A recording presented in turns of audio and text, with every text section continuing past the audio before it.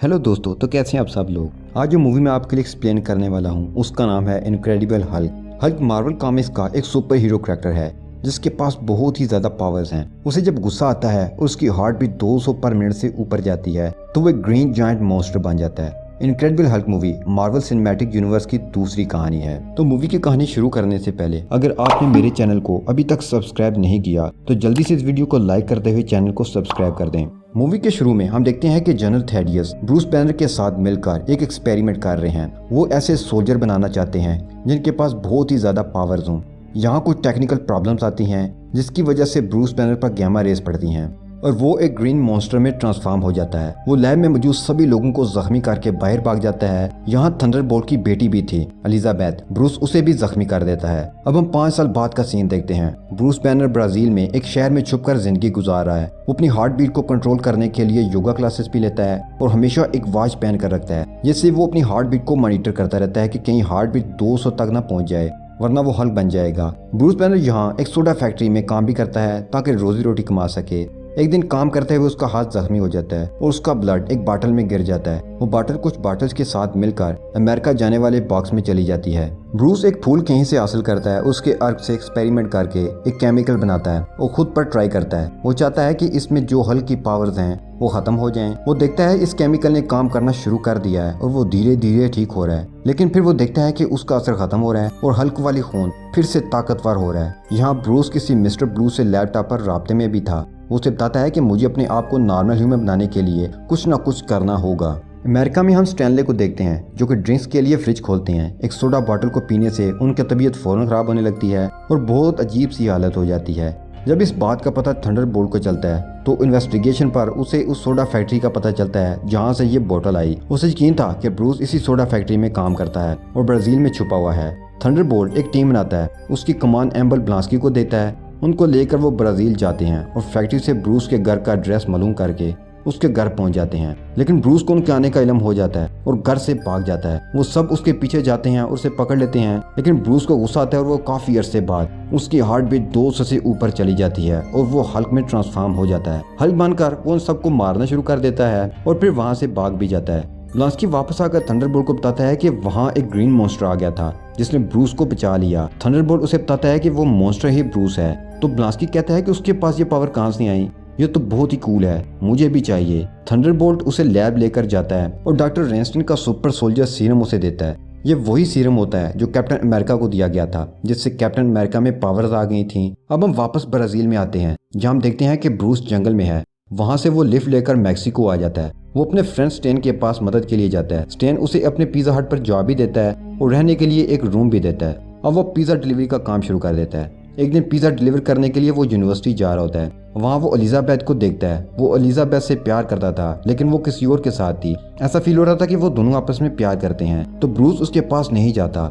अब एक और डिलीवरी के लिए वो इंस्टीट्यूट में जाता है जहाँ वो एक चौकीदार को देखता है। जी हाँ, आप ठीक समझे, ये लो फ्रैग्नो ही है जिसने 80s और अर्ली 90s की हल्क सीरीज में हल्क का किरदार निभाया था। यहाँ पिज्जा डिलीवर करने के बाद वो देखता है कि यहाँ कुछ कंप्यूटर्स पड़े हैं, तो वो मिस्टर ब्लू से राब्ता करने लगता है। इसलिए वो स्टॉक कंपनी के सिस्टम में लॉग इन करता है और बताता है कि मैं फिर से हल्क बन गया था, क्या तुम मेरी मदद कर सकते हो। तो कहता है कि मुझे तुम्हारे ब्लड का सैंपल चाहिए होगा, तभी तुम्हारी मदद कर सकता हूँ। ब्रूस मायूस होकर वहाँ से आ जाता है। यहाँ स्टेन की पिज्जा शॉप पर एलिजाबेथ और उसका न्यू पार्टनर साइकियाट्रिस्ट आते हैं। ब्रूस उन्हें देखता है तो छुपकर बाहर चला जाता है, लेकिन एलिजाबेथ ने उसे देख लिया था। अब वो उसका पीछा करने लगती है। वो उसके पास जाती है। वो उसे कहती है कि 5 साल से तुम कहाँ हो, मैं ढूंढ ढूंढ कर थक गई हूँ। ब्रूस बताता है कि मैं इस हल्क वाली बीमारी की वजह से परेशान हूँ, इसलिए दूर हो गया कि लोगों को नुकसान न पहुंचा दूं।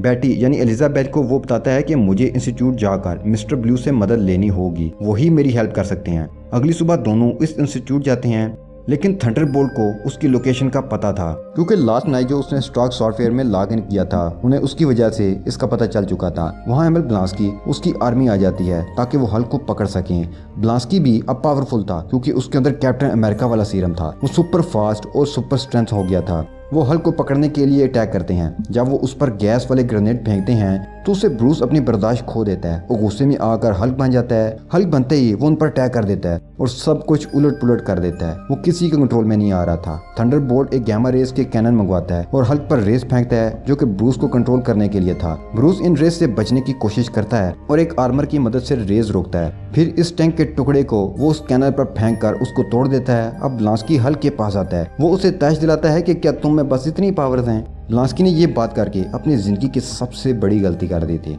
हल्क उसे जोर से किक करता है तो वो दूर जाकर एक ट्री में जा लगता है जिससे उसकी सारी हड्डियां टूट जाती हैं और वो हॉस्पिटल एडमिट हो जाता है। अब ब्रूस और बैटी न्यूयॉर्क जाने का प्लान बनाते हैं ताकि वहां जाकर अब मिस्टर ब्लू से बात की जाए। अब उसे पता चलता है कि मिस्टर ब्लू का असल नाम सैमुअल स्टेन है। इधर ब्लांस्की भी अपनी न्यू पावर्स की मदद से जल्दी ही रिकवर कर लेता है। उसकी हड्डियां तकरीबन ठीक हो चुकी थी। वो थंडरबोल्ट को कहता है कि हमें अब ब्रूस को पकड़ना ही होगा। ब्रूस और बैटी न्यूयॉर्क में मिस्टर ब्लू यानी सैमुअल से मिलते हैं। सैमुअल उसे बताता है कि तुमने मुझे जो ब्लड सैंपल भेजे थे वो कम थे, इसलिए मैंने उन्हें और ज्यादा करके बहुत से सैंपल तैयार किए हैं। मैं तुम्हारे इलाज की कोशिश कर रहा हूँ। ब्रूस ये सुनकर परेशान हो जाता है कि उसके खून के इतने सारे सैंपल लैब में एक साथ पड़े हैं। वो सैमुअल को बताता है कि ब्लांस्की नाम का बंदा अब खतरा बन चुका है। अगर ये उसके हाथ लग गए तो दुनिया में तबाही आ जाएगी। हमें उन्हें जल्दी से खत्म करना होगा। ब्लांस्की की टीम इसी दौरान वहां आ जाती है और ब्रूस को बेहोशी की दवा लगा वेपन मारकर बेहोश कर देते हैं और बैटी और ब्रूस को पकड़ लेते हैं। वो उन्हें वर्जीनिया ले जाना चाहते हैं। ब्लांस्की ब्रूस से पूछता है कि तुमने ब्रूस के साथ ऐसा क्या किया कि उसमें हल्की पावर्स आ गई। वो बताता है कि ये सब गैमा रेस की वजह से है, लेकिन मैंने ब्रूस की बॉडी से हल्क वाला स्ट्रेन निकाल लिया है। ब्लांस्की उसे धमकाता है कि अब तुम वो स्ट्रेन मेरी बॉडी में डालोगे ताकि मुझ में हल्क की पावर्स आ जाएं। जब वो उसके अंदर हल्क वाला स्ट्रेन डालता है तो वो एक और खौफनाक मॉन्स्टर एबोमिनेशन बन जाता है क्योंकि उसके अंदर सुपर सोल्जर की पावर थी। तो हल्क की पावर साथ मिलने की वजह से अब वो हल्क से भी बड़ा खतरनाक मॉन्स्टर बन चुका था। ऊपर हेलीकॉप्टर से थंडरबोल्ट, बैटी और ब्रूस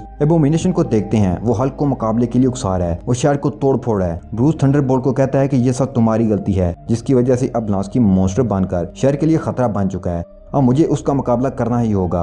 और ये कहते हुए वो हेलीकॉप्टर से कूद जाता है और जमीन पर जा गिरता है, लेकिन उसी वक्त वो हल्क बनकर उठ जाता है। हल्क और एबोमिनेशन के बीच फाइट होने लगती है। दोनों एक दूसरे को बहुत मारते हैं। एबोमिनेशन हल्क को पकड़कर हेलीकॉप्टर की तरफ फेंकता है जिससे हेलीकॉप्टर एक बिल्डिंग पर जा गिरता है और उस पर आग लग जाती है। हल्क ये देखकर परेशान हो जाता है क्योंकि उसमें बैटी भी थी। हल्क हवा को कंट्रोल करते हुए ताली बजाता है जिससे हवा का एक झोंका जाता है और आग बुझा देता है। अब एबोमिनेशन उस पर फिर से अटैक करता है, लेकिन हल्क अब आगे से भी ज्यादा गुस्से में आ चुका है।